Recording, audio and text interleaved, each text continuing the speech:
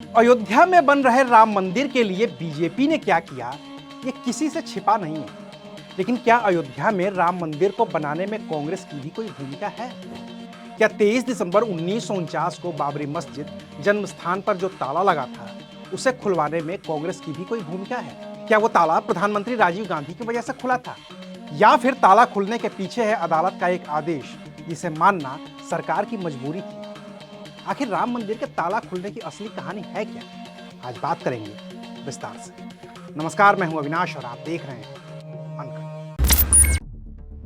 बाबरी मस्जिद के बाहर बने राम चबूतरे पर रामलला की जो मूर्ति थी, वो 22 दिसंबर 1949 की देर रात मस्जिद की बीच वाले गुंबद के नीचे स्थापित की गई। और तब केंद्र में पंडित नेहरू प्रधानमंत्री थे, जबकि राज्य में कांग्रेस के वरिष्ठ नेता पंडित गोविंद वल्लभ पंत मुख्यमंत्री थे। तो ये तो तय है कि मस्जिद में मूर्ति तभी रखी गई जब केंद्र और राज्य दोनों ही जगहों पर कांग्रेस की सरकार थी। अब रही बात ताला खुलने की, तो उससे पहले बात ताला लगने की।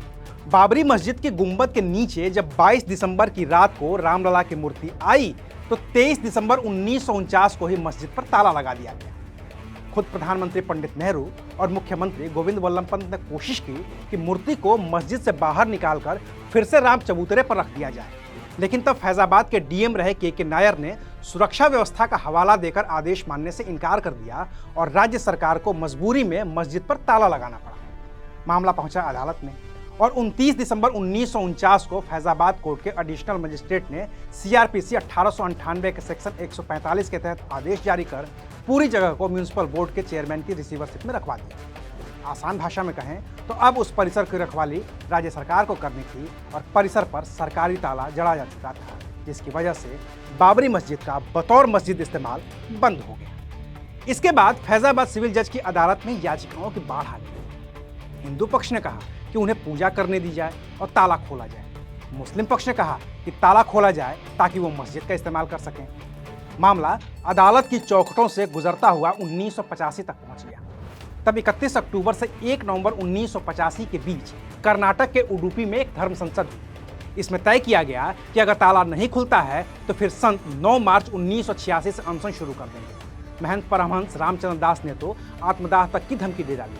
उस वक्त राजीव गांधी शाहबानो प्रकरण पर सुप्रीम कोर्ट का फैसला आने और संसद में कानून बनाकर उस फैसले को पलटने को लेकर हिंदुओं के निशाने पर थे। अरुण नेहरू और माखनलाल फोतेदार समेत कांग्रेस के कई नेताओं ने उन्हें सलाह दी कि वो राम मंदिर का ताला खुलवा दें, तो शाहबानो प्रकरण की वजह से जो हिंदू कांग्रेस से नाराज हैं वो खुश हो जाएंगे। तो राजीव गांधी तैयार हो गए। इस बीच फैजाबाद के ही एक वकील उमेश चंद्र ने 28 जनवरी 1986 को निचली अदालत में ताला खोलने की याचिका दाखिल कर दी। लेकिन निचली अदालत के जज ने कहा कि केस से जुड़े कागजात हाईकोर्ट में हैं, जिन्हें देखे बिना फैसला नहीं हो सकता। ये कहकर अदालत ने उस याचिका को तुरंत ही खारिज कर दिया। उमेश चंद्र ने इस फैसले के खिलाफ 31 जनवरी 1986 को फैजाबाद जिला जज के.एम. पांडे की अदालत में एक और याचिका दाखिल कर दी। तब प्रधानमंत्री राजीव गांधी ने वीर बहादुर सिंह को संदेशा भिजवाया। उस वक्त वीर बहादुर सिंह उत्तर प्रदेश के मुख्यमंत्री हुआ करते थे। तो उमेश चंद्र की दाखिल याचिका पर जिला जज के.एम. पांडे ने स्थानीय प्रशासन से कानून व्यवस्था को लेकर राय पूछी। तब फैजाबाद के तत्कालीन डीएम इंदु कुमार पांडे और एसपी कर्मवीर सिंह ने कोर्ट में हलफनामा दिया कि ताला खुलने से किसी तरह की कानून व्यवस्था की कोई दिक्कत नहीं होगी। और फिर अगले ही दिन 1 फरवरी 1986 की शाम 4:40 पर जज के.एम. पांडे ने अपना फैसला सुनाया। आदेश दिया कि 1 घंटे के अंदर ताला खोल दिया जाए। अभी पुलिस और प्रशासन अदालत के आदेश की तामील करता। अभी जिस सरकारी अधिकारी के पास उस ताले की चाबी थी, उसके आने का इंतजार होता, उससे पहले ही हजारों की संख्या में लोग विवादित स्थल पर पहुंच गए और किसी ने ताला खोल दिया। अब आदेश चूंकि अदालत का था, तो फिर प्रशासन ने यह भी पता लगाने की कोशिश नहीं की कि ताला किसने खोला, लेकिन करीब 37 साल से बंद पड़ा ताला खुल गया था। हालांकि ताले के खुलने की एक और कहानी है, जो राजीव गांधी के प्रधानमंत्री रहने के दौरान पीओम के संयुक्त सचिव और दून स्कूल में राजीव गांधी के जूनियर रहे आईएएस अधिकारी वजाहत हबीबुल्ला बताते हैं। वो बताते हैं कि 1 फरवरी 1986 को अयोध्या में जो ताला खुला, राजीव गांधी को उसके बारे में कोई जानकारी नहीं थी और राजीव गांधी की कैबिनेट में गृह राज्य मंत्री रहे अरुण नेहरू ने मुख्यमंत्री वीर बहादुर सिंह के साथ मिलकर यह पूरा फैसला किया था, जिसकी वजह से राजीव गांधी और अरुण नेहरू के बीच इतनी तल्खी बढ़ी कि अरुण नेहरू से मंत्रालय भी छीन गया।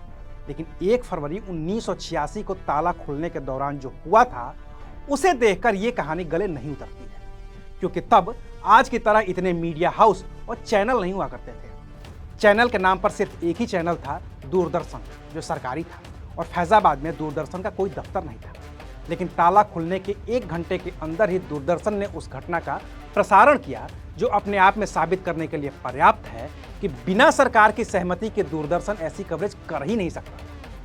रही बात ताला खोलने में कांग्रेस और खास तौर से राजीव गांधी की सहमति की, तो अगर राजीव गांधी की सहमति नहीं होती तो जिला जज के इस फैसले के खिलाफ ऊपरी अदालत में अपील भी की जाती।